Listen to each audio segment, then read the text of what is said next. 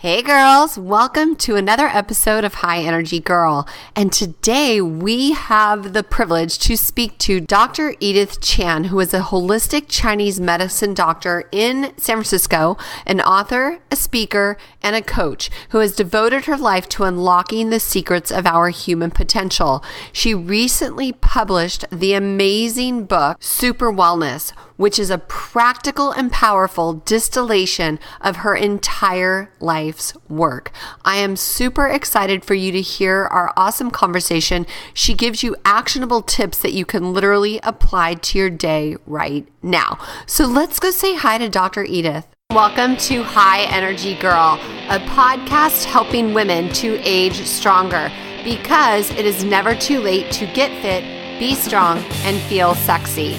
I'm your host, Tracy Gluheich, health coach and personal trainer, and founder of highenergygirl.com. Each week, we will either have a guest interview, which will provide you an actionable tip to help you age stronger, or I will do a solo episode that we will have a fun challenge for the month. Please also join our Facebook group, High Energy Girls. Looking forward to seeing you on the inside. Hope you enjoy the show. Create Whole Body Wellness, a powerful new advancement in energy medicine. Increase your energy, empower your life. I am super excited to announce that I am now a bioenergetics practitioner. And many people are like, well, what is bioenergetics? So imagine that our body is controlled by our energy field, and these fields get distortions and blockages, which create physical and emotional symptoms.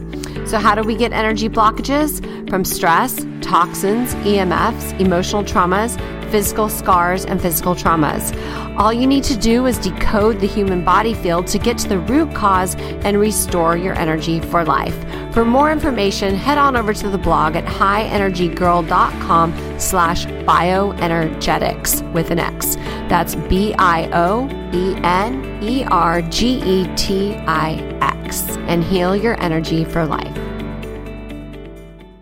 Hey, Dr. Edith, thank you so much for coming on our show today. Thanks for having me. I had a chance to check out your website. I love what you do, Tracy. I love what you stand for in the world, and you're obviously an amazing mom, amazing coach, and it's a huge honor to have this conversation with you today. Oh, well, you are so sweet, and I feel the same way. I was super excited when I heard that you are a Chinese medicine doctor, because that is like my newfound interest and curiosity. So I can't wait for you to share your wisdom about all of that. Okay. So for the listeners that don't yet know you, why don't you just get started with letting us know, who is Dr. Edith? That is a question that is very multifaceted. Just like everybody listening out there, I think we all have many roles we play in life. And I believe that as a holistic medicine doctor, my gifts lie in pulling together all the streams of life experiences. And I feel that if you're just what you are as a profession, I think that would be a disservice to all the community that you serve. And so I actually really love the fact that my work as a holistic Chinese medicine doctor allows me to pull together all my streams of life experiences as someone that grew up in Hong Kong in a multicultural environment where there was like East meets West, and also someone that has training in both Eastern and Western medicine's philosophy and understanding of our health, and also someone that has a math degree before I became a Chinese medicine doctor, and now a mom. I spent also a dozen years being highly competitive as a triathlete, and in my holistic medicine practice, I serve a lot of elite endurance athletes and support them in tapping into a higher level of performance.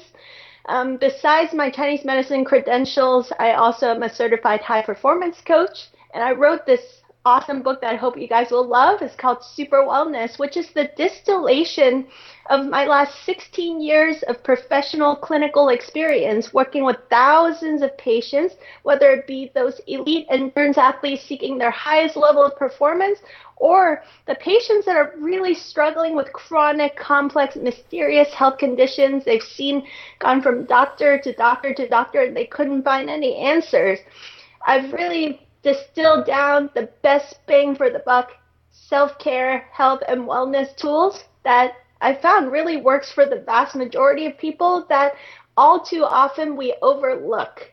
I've discovered we actually make our health far too complicated, far too frustrating than it really needs to be. So I was inspired to write this book to put all of those special gems together into one single place. Oh, awesome. I'm going to have to definitely read that because I'm always looking to better my health in every way possible. So you just said a lot. Can we unpack it a little bit? Sure.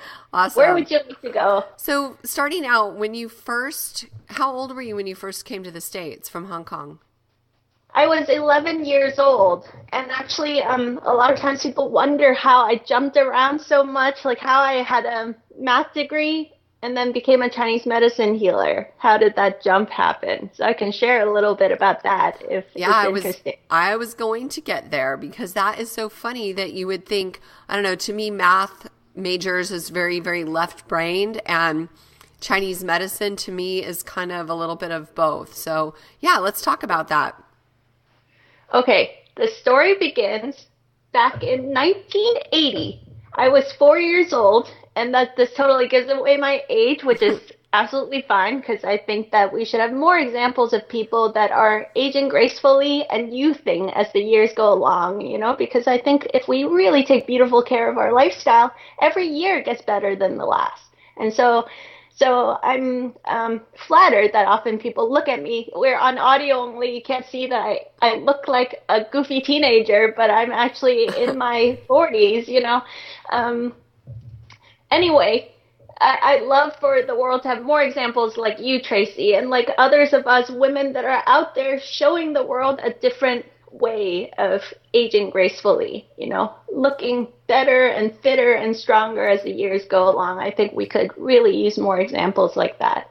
Yeah. But back to the story. 1980, I'm 4 years old and growing up in Hong Kong, which is a multicultural kind of modern metropolis, and my parents are very scientific-minded, Western-minded people.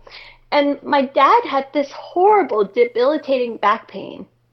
And my sister had this ankle sprain that was swollen, and they tried everything. We have family members that are in medicine, like my uncle's an MD, and my aunt was head of this head nurse in this big hospital. So they were very well connected and able to get us excellent medical care always. And my dad's back pain, nothing was helping. My sister's ankle was constantly swollen. And so we asked around, and this family friend said, hey, why don't you guys go see this, Qigong healer, this Chinese energy healer? And my parents were super skeptical. This is way before Yelp reviews or PubMed research database. There was no way to know if somebody was a quack or the real deal. And so my parents decided, well, we've tried everything that conventional medicine have to offer, so let's just give this Qigong healer a try. And I was 4 years old. I remember so vividly, just like yesterday, I was dressed in this 80s velour warm-up suit and tagged along to see what is this Qigong healing all about. And when we went to this guy's place, I remember he had this big belly. And I poked at his belly and I said, you have a big belly. And the Qigong master goes, this is Qi. I was like, ooh, Qi. And in one session, he emitted this healing Qi with his hands, and my dad's back pain was gone. Wow. In session, he emitted his healing Qi on my sister's ankle, and the swelling was down. And I was 4 years old, and I said, I don't care what anybody says, that's what I'm going to do when I grow up. Aww. And so I tell all the, I'm going to be a Chinese Qigong healer person when I grow up. I tell all my aunts and uncles, and they all said, oh, that's cute, but you can't do that. You can't make a living doing that. It's not practical. Here are the adults wanting the best for me, of course, and they want me to make a good, steady income, get a good job when I grow up. And they said, this is not a way to make a living. It's not a stable way to pay your bills when you grow up. You can't do that. It's just not an option. add to that, back in those days, there wasn't, professional board exams so well regulated. It wasn't really part of an integrative East-West medical paradigm happening back then. And so after months and months of begging all of my adults around me to let me go study Chinese medicine, it was just a thud. Everybody said, absolutely not. That is not a legitimate profession for a young kid who is smart and, potentially has a bright future ahead of them. And so I thought, well, if I can't be a Chinese Qigong healer, my second choice is to be an astronaut. And all the adults said, okay, great. Go be an astronaut. You should be an astronaut. Go be really good at math, science, and engineering. And you can be an astronaut when you grow up.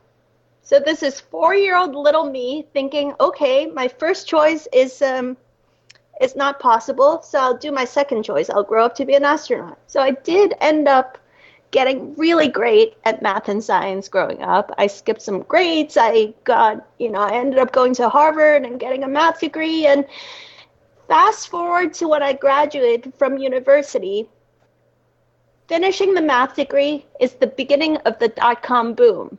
And I had actually totally forgotten about the astronaut thing. I just saw that all my friends with math, engineering, science, computer science type of backgrounds were getting very high-paying jobs in tech companies. And I got one of these jobs. And I rocked at this job because I'm good at my analytical skills and math skills. And I ended up getting promotions and Employee of the Year, rising through the ranks. And I was miserable. Super good at my job, winning awards, and I was having headaches, menstrual cramps, gut pain, colds and flus, acne breakout. I was 10, 15 pounds fatter than I am now, and just the list goes on and on. But this was my first foray into adulthood.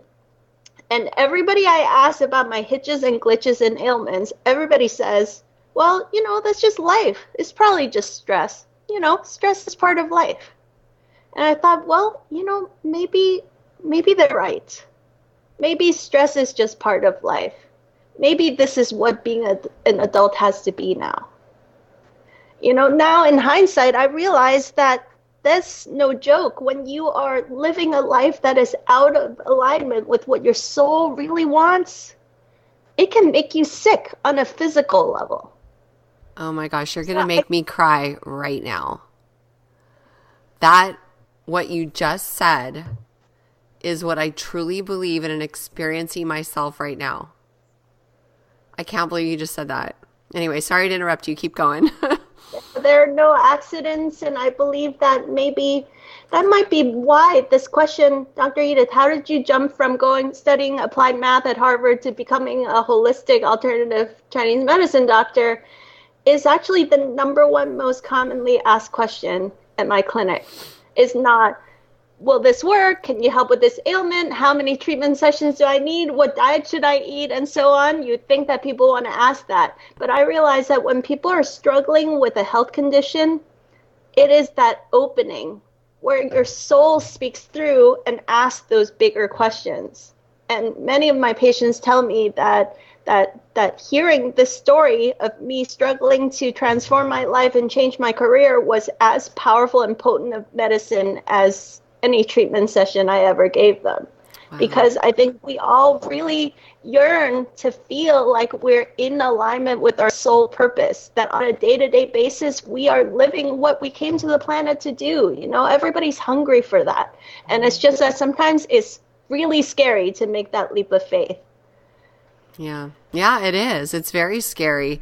And so I want to ask you a couple questions. So I do Qigong every day. And Are you still practicing? Yeah, I practice some truncated, easy bits and pieces of Qigong. So I've studied with different teachers, different systems, and I practice really, really simple practices now. Okay, so mine is too. It's 21 minutes.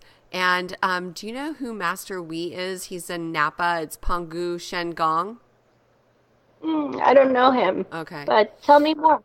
Well, he has this retreat, or he's, from mainland China, and he has quite an interesting story, but he has a place up in Napa that I'm dying to go to someday when I get to that level, because I just kind of started in November, and all the flowers bloom year round. He has these trees that are only supposed to bloom once a year, but because he's so in tune with chi, with nature, that they bloom like 3 times a year. Like, it's supposed to be a magical environment. Wow. Beautiful. Yeah. So there's something to the chi and the energy. So, so you said that was what you found. You were really sick and you realized that your job was making you sick, and then go ahead and finish up with that. Okay, so the big turning point moment that I didn't realize was going to be a turning point moment was I was at this job, at this tech startup, working 80, 90 hours a week and really rocking it, doing a great job. And I had all of these health conditions going on. I thought that I was rising through the ranks, being really successful. And there was this one day where I got invited to a senior meeting at this company I was working at. I get to rub shoulders with the highest of the high-ups at this place. People that are industry legends. They've already started and sold companies. They're really superb at what they do. And I thought, okay, these are the people I want to be when I grow up. These are the uber successful people in tech that I get to be in this meeting with. How exciting. And the moment I step into this meeting, it was like the record player just stopped. And I looked around and I realized that all these people that I was thinking I wanted to be as I succeeded more in tech, I realized that they were just like me. They were stressed out, frazzled, overwhelmed, aging probably prematurely. Now, I can't know for sure what's really going on with these people's lives, right? We all have different lives, but the point is that none of them seemed particularly fulfilled and joyful. They just seemed like they were under tremendous amounts of stress and overwhelm. And I thought, is this really what I want to be when I grow up? I'm still in my 20s at this point. This voice says, is this what you want to be when you grow up? And I'm sure some of those guys were really passionate about what they do. I'm not like downplaying that they are on their life path, but in that moment, it was so clear that this is not the life I was supposed to be living. It was just shown to me in that moment, is this what you're supposed to be doing with your life? Is this what you want to grow up to be? And instantly, all of the memories, like a movie reel, started coming back of me when I was 4, wearing that velour warm-up pantsuit and in the Qigong healer's office, and I saw everything flash in front of me. I thought, oh my goodness, that was the life that I wanted to live. Wow. And so right after that meeting, I started researching how I could change my career, and it was just, the universe is amazing and so kind. And I had all these blessings from, I took 6 months sabbatical from that software job, and my manager was such a superstar. He said, take however much time you need to figure things out. You will always be welcome back here. We'll always want to give you a job because you're amazing. And HR made magic happen so that I had a really smooth transition. And after my 6 month sabbatical, I had applied and gotten into Chinese medicine school, and I got accepted as an apprentice by this amazing Qigong healer who became almost like a second dad to me, and on the magic and synchronicities just started happening. And around that same time, I had just met my now husband, my boyfriend at the time, and he was a minimalist. And he had just quit his corporate job, trying to figure out what he wanted to really do with his life that he was passionate about. And so I totally downsized my super fancy San Francisco apartment with chrome appliances and granite countertops and this loft with all these different rooms and all my furniture. I sold everything and downsized to 1 suitcase, 1 bicycle, and 1 cat, and moved into my husband's 8-foot by 8-foot room that he was living in with a bunch of friends from college. And we started over. and both of us changed our careers at the same time. And it was the most beautiful and magical time with so many memories. And because I hadn't planned very well, I didn't have a lot of savings. The money was tight and we were kind of like month to month with the bills. And I was honestly just eating like rice and beans, like not that healthy. But all of my health ailments just faded away.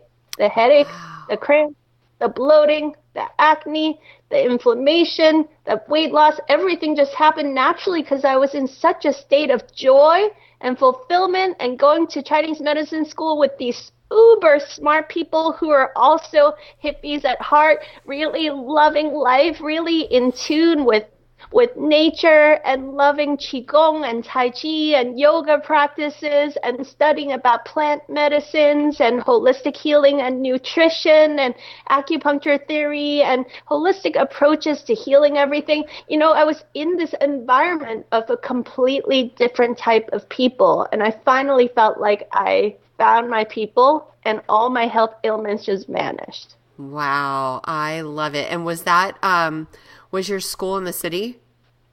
Yeah, the first Chinese medicine degree I got is a 4-year degree from American College of Traditional Chinese Medicine in San Francisco. And then the second one, my doctoral degree, which is specializing in endocrinology and neuromuscular medicine. I actually did my doctoral dissertation paper on the cross-section between hormones and orthopedic conditions and how they influence each other.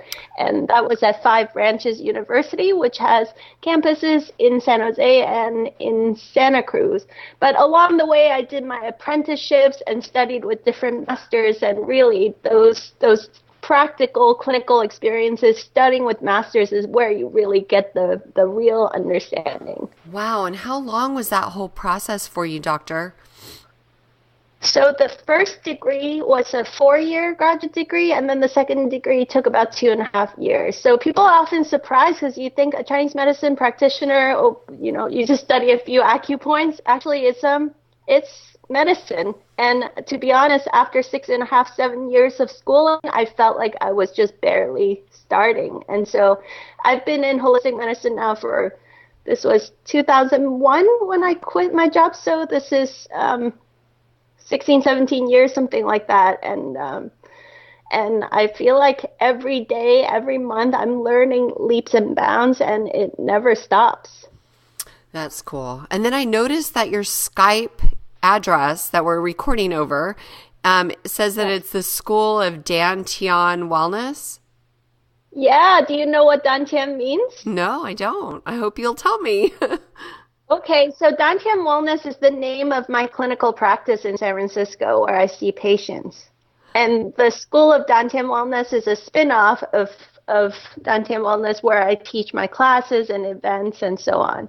So Dantian is a big important term in Qigong. It is what in Chinese we call the chakras. We call them dantian. Oh, okay. So in yoga practice, chakras have to do with these vortexes or wheels of energy swirling within your body. And so chakra literally means wheels.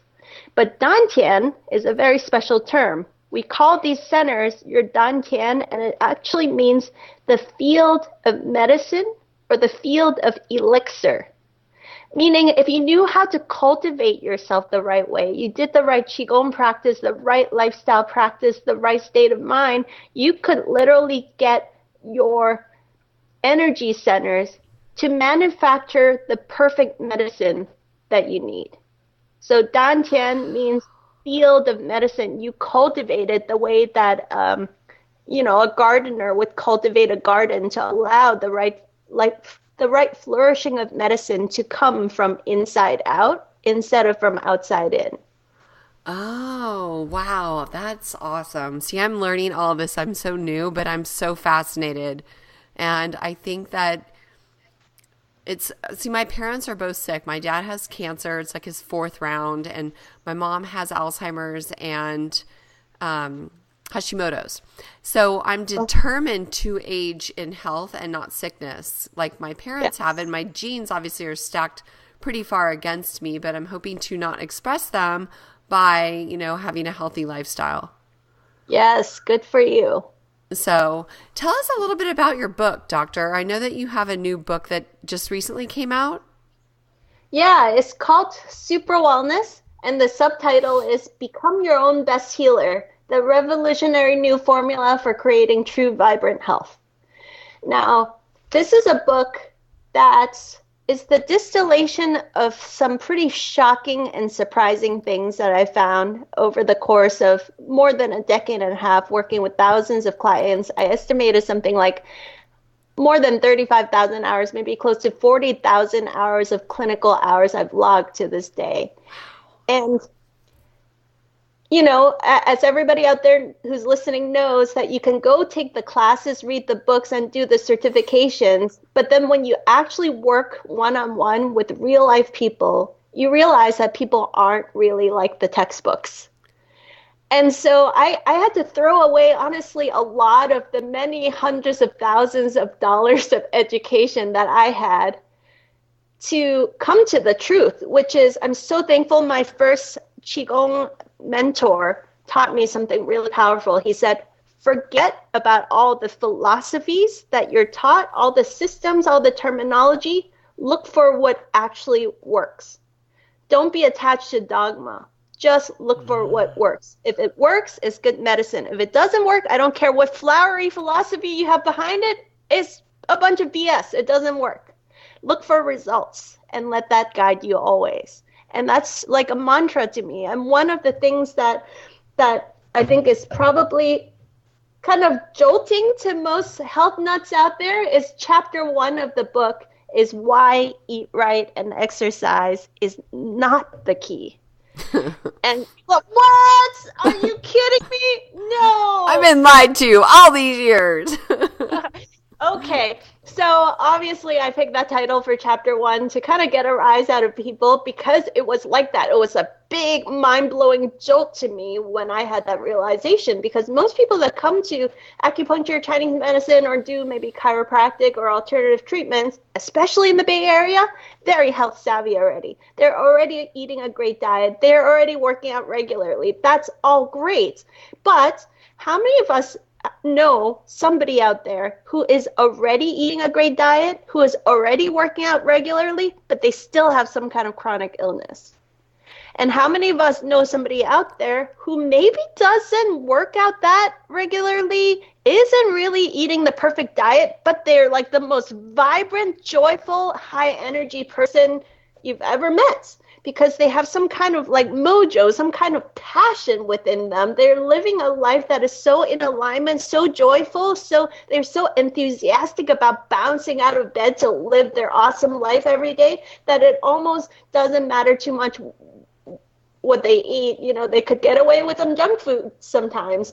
And so this confused me for a long time because everything that I studied in my education was so precise about. I studied all these different systems of nutrition and learned so many things about food and herbs and drugs and pharmacology and the physiology of how nutrients work within our body and all this stuff. And then I see patients, and I'm seeing all these people who are already very precise with their eating and workout routines, and they're still struggling with some kind of chronic illness. And they get frustrated, and then they come see me hoping that I can do some detective work. And so one day I said, what if it's not about their diet or exercise at all? And then the floodgates started opening. I realized that, wow, so a lot of my patients aren't breathing right. A lot of them aren't hydrating right. A lot of them have horrible sleep. A lot of them have so much emotional stress and trauma that's unhealed, and these situations in their lives that is creating so much stress. People living in a unhealthy relationship or an unhealthy work environment, and it's like no amount of eat right and exercise could undo the health hazards of working in a toxic work environment, for example. Right? And so I started just opening to new possibilities, that it's not that diet and exercise isn't super important. It's that there may be other things that are even more important for our health that we often overlook.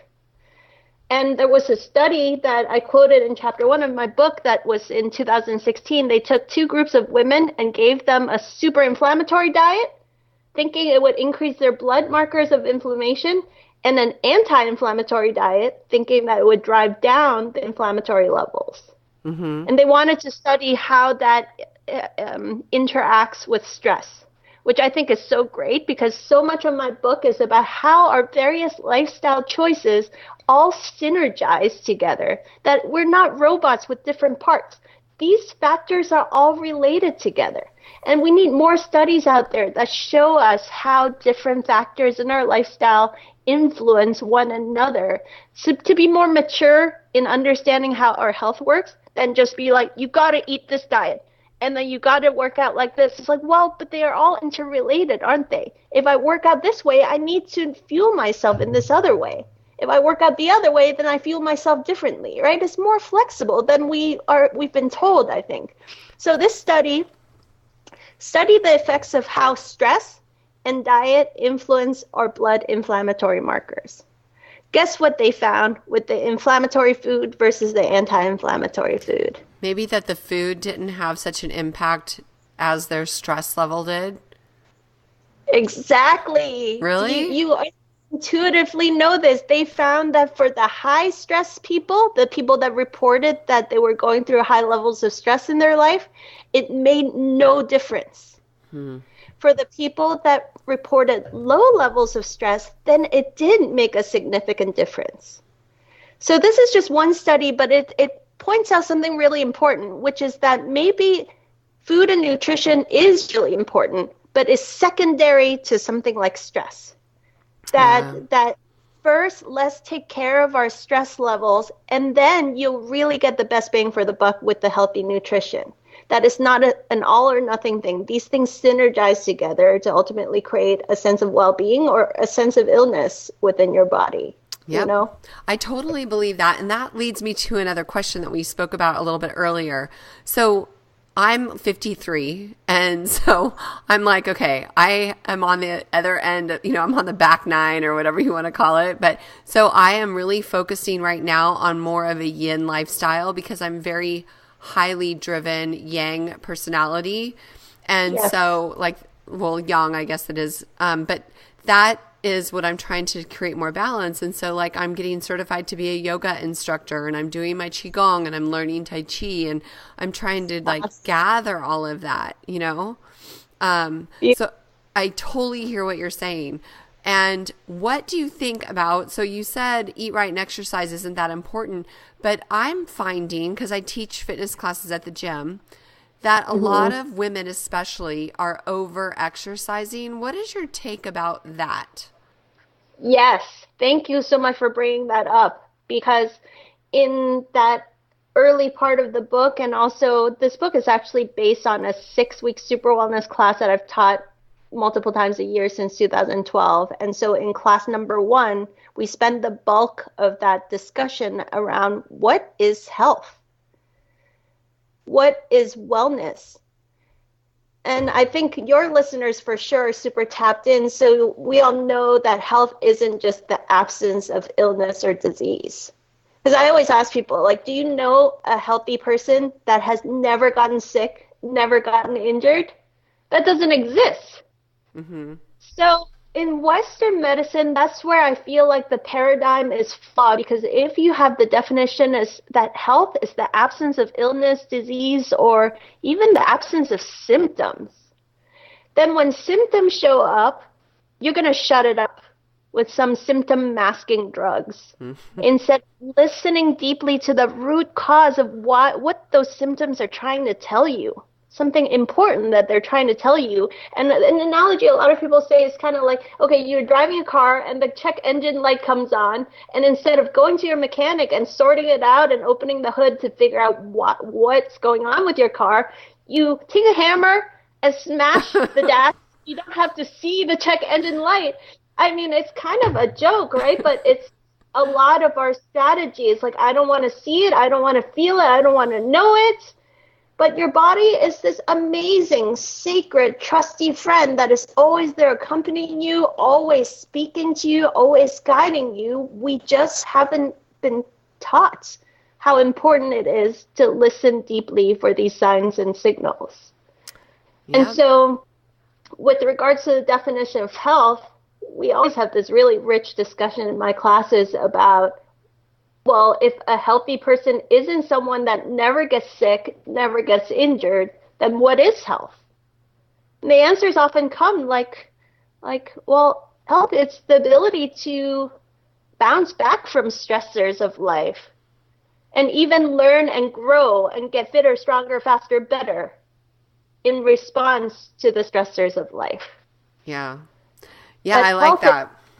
Yeah, this full embracing of all of life's challenges and ups and downs, and be resilient in the face of these ups and downs, right? And as athletes, I think that that's a really good thing to think about, is that how does an athlete, let's say you're training for a marathon, right? Have you heard of something called periodization cycles with endurance sports training? So an athlete training for a marathon doesn't just show up one day and run 26.2 miles, right? We would iterate gradually. Maybe this week we run 4 or 5 miles. Next week we run 5 or 6 miles. Next week we run 6 or 7 miles. Then we take a week of active recovery where we ease it up again. Then we do another cycle of gradually ramping it up, 7, 8, 9, 10 miles, and so on. And we take a 3 weeks build, 1 week back off. 3 weeks build, 1 week back off, until we get to the point where we're fit enough gradually through these periodization cycles to be able to go run 26.2 miles and not get injured. Right. And now that is the week. Let me see if I'm correct, but that week that you take off is when the super gains are created. Yes, that is exactly the point I was wanting to drive at. We're totally tuned in. So I want to invite people to think about health in that way, that health comes from balanced doses of stress and recovery cycle. So an athlete, are they fitter and stronger at the end of a stressful workout? No. No, they are kind of torn up. And then during the recovery period is where they build back up fitter, stronger, better, hopefully, right? But if they don't recover right and they push too hard, what happens? They get beaten up and they get beaten down and they have an injury and then they're sidelined for a while. Right. So your body will tell you if you get injured or sick often, it's probably because you're not working that balance between stress recovery cycles in the most optimal way.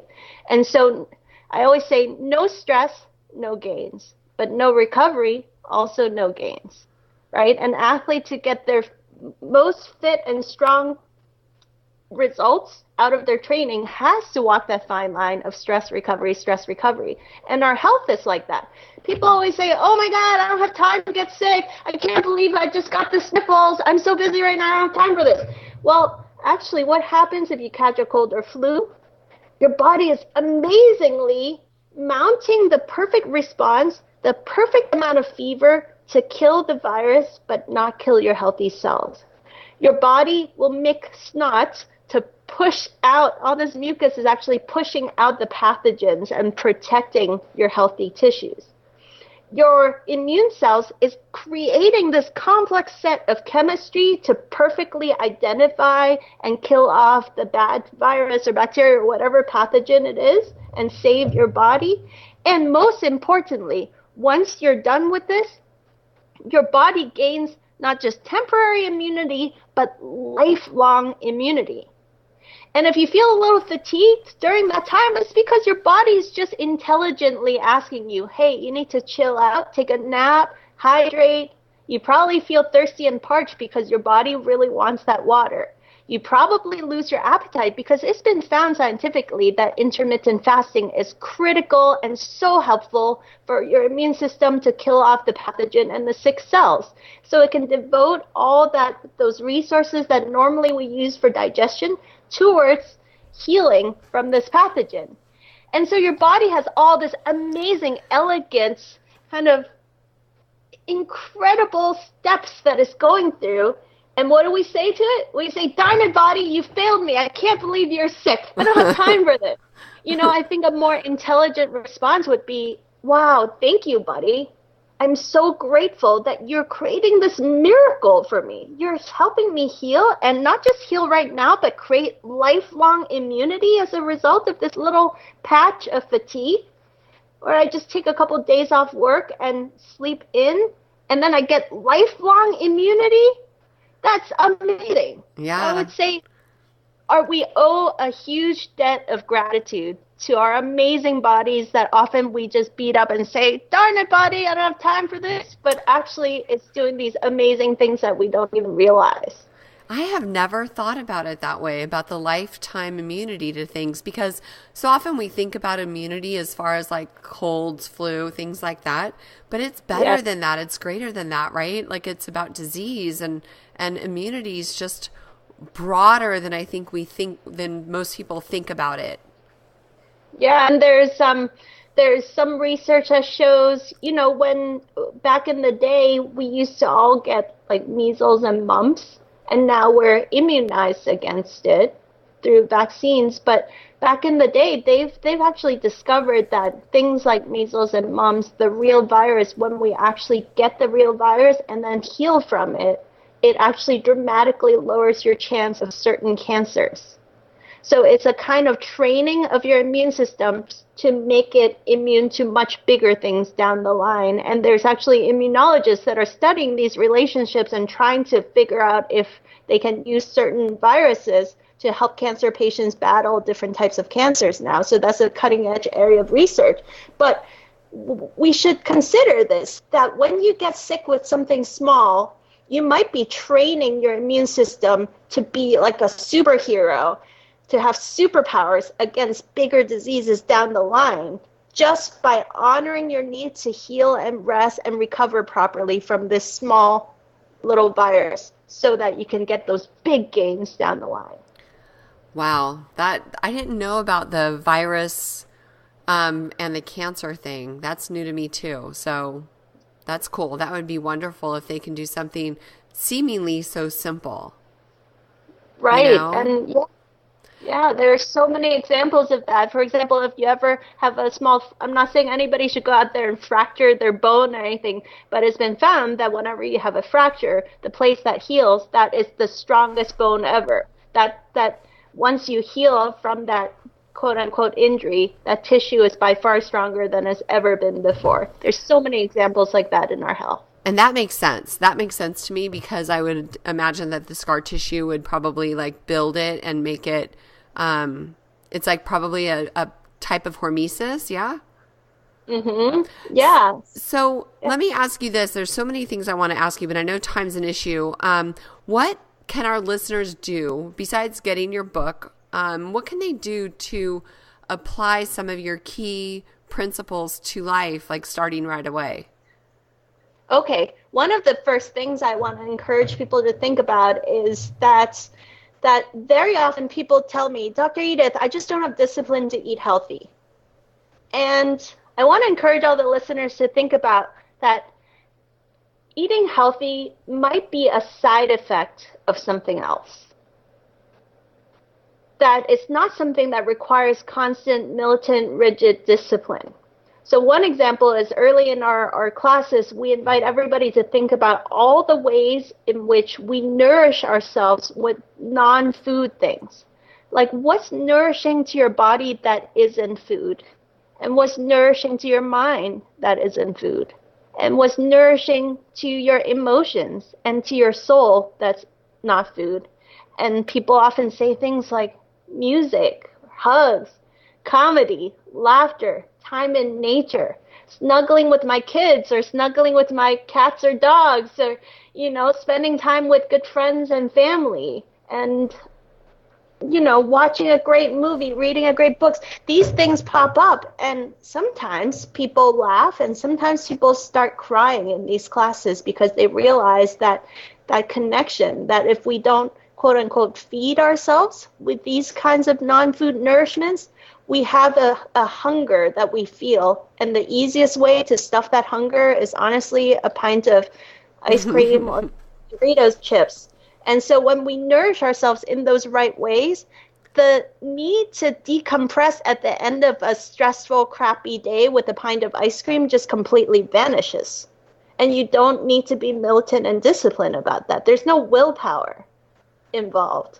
And so I encourage people to really think about nourishing themselves in a way that, yes, of course, eat the healthy foods, but nourish yourself with non-food nourishments. Like, what are you really hungry for? Sunlight, fresh air, nature time, a good night's sleep, a good hug. What is it that you're really hungry for? Consider that. And then another big piece that I love to encourage people to think about, and this is just for the sake of like a mental exercise. I don't want people out there to stop eating, but how long can a person not eat for? Like scientifically, how long can a person survive without eating physical food?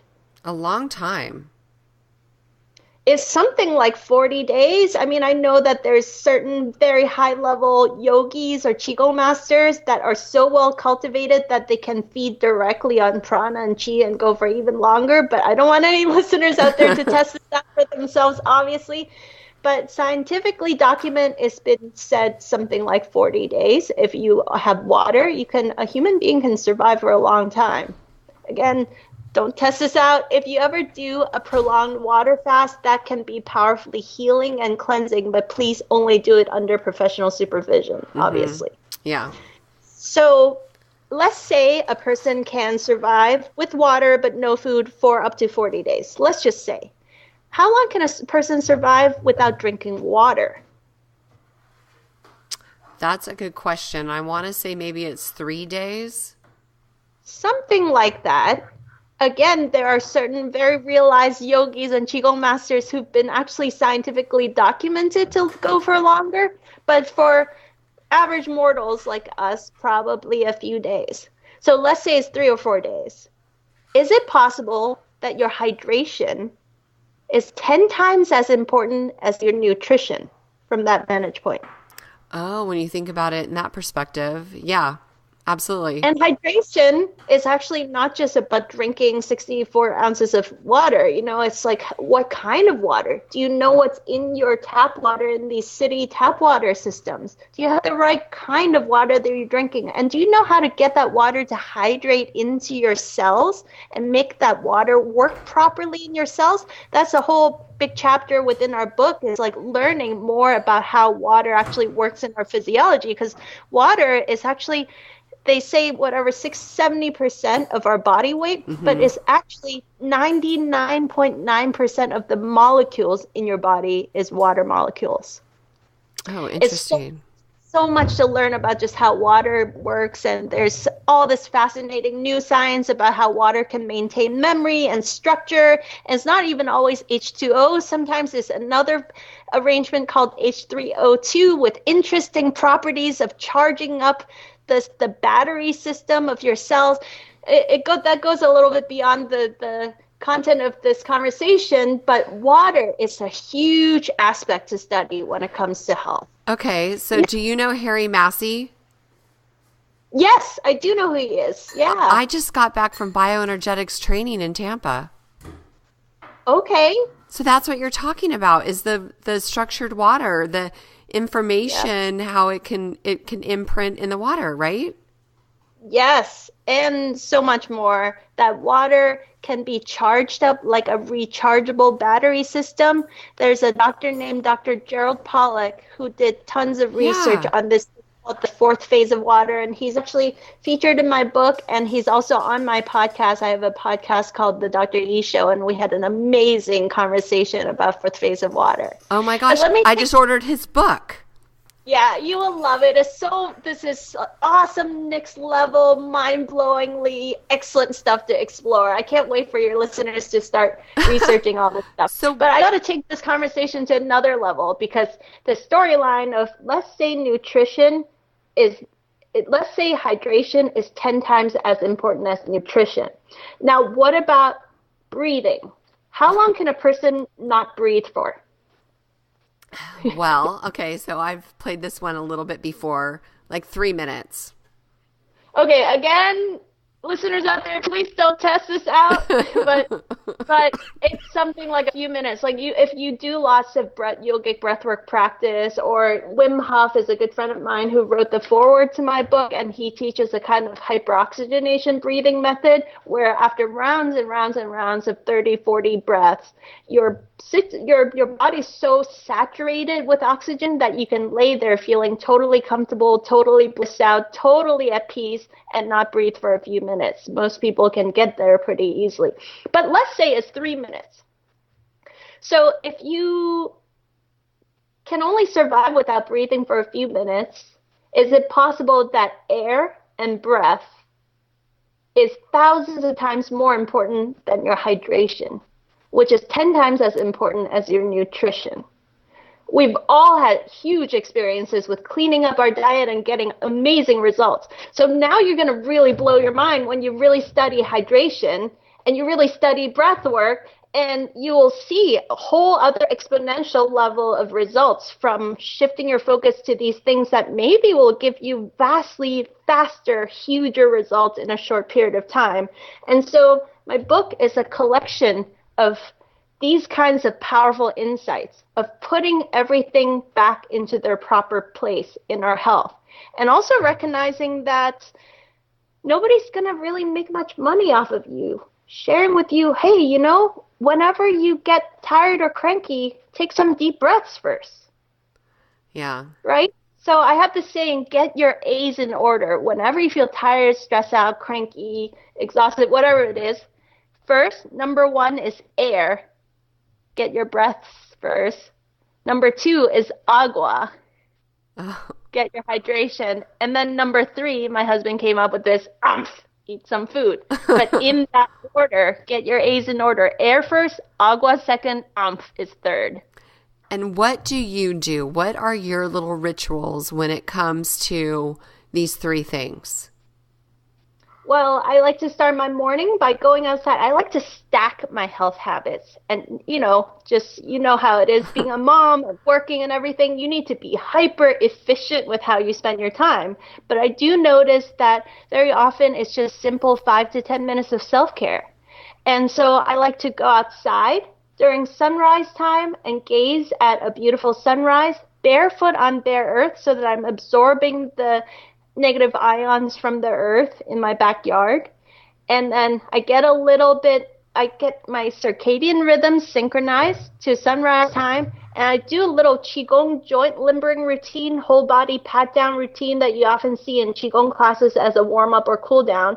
Then I just do sets of 10 huge power breaths. Nothing special. Just really oxygenate my system and get my energy up. And then I get going with the day. And then throughout the day, I remind myself in between appointments with my clients, I maybe jump up and down to shake out my energy, take 3 huge deep breaths, and then go to the next appointment. I make it a priority to use breath as a way to recharge my system throughout the day. And then this one, hydration, I'm not as good at. I need to actually set alarms on my phone and have little Post-its to remind myself to hydrate. And we have amazing fresh spring water delivered in these glass containers at my place. And we also use the Berkey filter to super filter out the tap water that comes through our tap. Because for those who are interested, I have a big section about why I'm not a huge fan of tap water. Unless I have no choice, then I'll drink it. But otherwise, I really like to spend the time and energy and the budget in my health budget to make sure I have a very cleanly filtered out type of water that I drink. How do you spell Berkey? Berkey spelled Berkey. And there's a lot of other water filters out there that your listeners might be interested in. I encourage everybody to, I hope you guys will be interested enough to read my book because I've done all the research for you. And in the water section, I encourage everybody to go to the Environmental Working Group's website, ewg.org/tapwater. Those of you in the US, you can just punch in your zip code and it'll show you what the research shows is in your tap water. And I like to be kind of an uplifting person, but some of this is kind of bad news. There's a lot of strange chemicals that are in our tap water system. And once you research and figure out what's in there, then you can get the right kind of filter that cleans out this stuff. Yeah, totally agree with that. Every municipal water system has different kinds of problems with it, so you really need to do your own research. It's not a one-size-fits-all thing. Yeah, that's true. And then you also have some courses that you offer. When is your next course that people can check out? Yeah, I'd love for you guys to join us. So on the SuperWellness.com website, there's, first of all, lots of awesome free content that I hope you guys will love. We also have something called a 30-day Super Wellness Challenge that you'll find if you go to the events tab of Super Wellness, you'll find all these good resources. The 30-day Super Wellness Challenge is a 30-day guided every single day, 5 to 10 minutes a day of simple self-care that people are telling me that they consistently feel like they have 20, 30, 40% better energy by just cultivating 5 to 10 minutes a day of simple self-care. And I love this kind of best bang for the buck stuff. I've really spent a lot of time distilling down the absolute most efficient, effective, and fun way to kick up your energy to start each and every day, right? So that's the 30-day Super Wellness Challenge. And then we have a 6-week class, which is a more advanced deep dive looking at the root causes of health and wellness versus the root causes of disease. We demystify nutrition, not just what we eat, but also looking at how we eat, bringing a different mindfulness to it. We demystify meditation because many people out there think they can't meditate, and I'm going to show you how actually, yes, you can, and it's way simpler than you've been told. And so we do breathwork, meditation, mindfulness practices that are so simple, everybody can have access to it. And all the best bang for the buck tools is all distilled into this really fun 6-week guided journey. And so this is a class that I offer several times a year over Zoom, which is video conferencing. And so it's live. We get to interact together. And I also have an amazing retreat coming up in July that's in Sonoma County. Gorgeous wine country, beautiful retreat location is at the Westerbeck Ranch up in Sonoma. Tracy, I don't know if you've been up there. It's an amazing place. So I'd love for you guys to join us for one of these. Awesome. And that is on superwellness.com, right?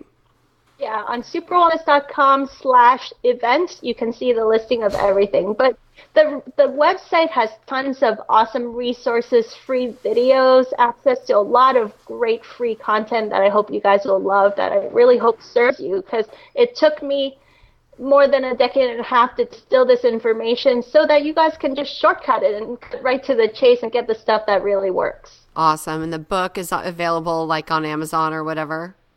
Yep. So just look up Super Wellness, all one word, because if you put super and wellness as two separate words, it'll turn up many things. But Super Wellness, one word, you'll find the book.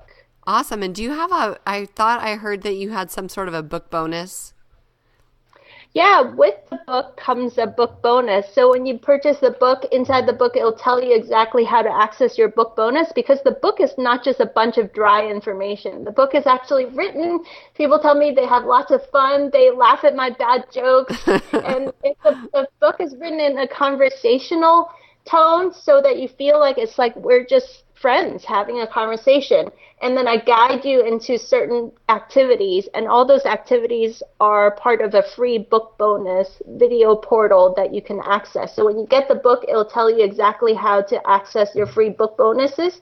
So all of those key practices are actually free videos that come with the book. Yeah, so it's not just a book. It's going to give you actionable tips that you can apply to your life starting immediately. Yes, awesome. That's the idea. Yes. Oh, I'm so excited. It was so wonderful to talk to you today, Dr. Edith. Thank you so much for coming on the show. You are just a breath of fresh air. Yeah.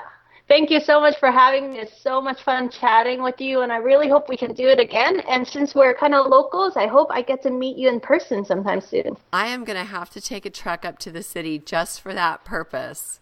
You're wonderful. So thank you. I appreciate you. Go snuggle your little guy.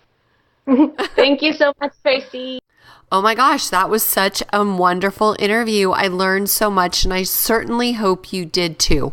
I hope you learned things that you can apply to your life today, like the importance of breath, the importance of water, and the importance of feeding your body unfood substances, things that are not food. Thank you so much for listening. Please visit the show notes page at highenergygirl.com/show for all of Dr. Edith's links to her websites and social. And we will see you on the next episode. This podcast contains the opinion and thoughts of its host and guests. It is intended to provide helpful and informative material on the subjects covered. All statements made on the podcast have not been evaluated by the FDA and are not intended to diagnose, treat, cure, or prevent disease. If the listener requires professional assistance or advice, please contact your personal medical doctor. Both host and guest specifically disclaim any responsibility for any liability, loss, or risk, personal or otherwise, which is incurred as a consequence directly or indirectly of the use and application of any of the contents of these episodes. Like I said, this is my opinion and I could be wrong.